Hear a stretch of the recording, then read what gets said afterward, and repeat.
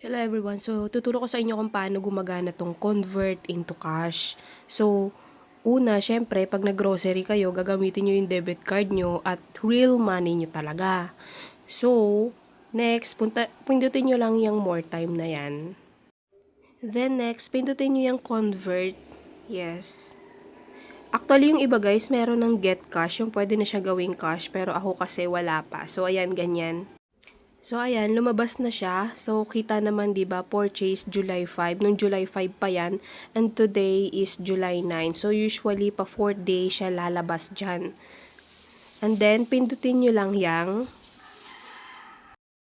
And then, yan na pa yung lalabas. So, matatanggap nyo dyan is yung 2,082.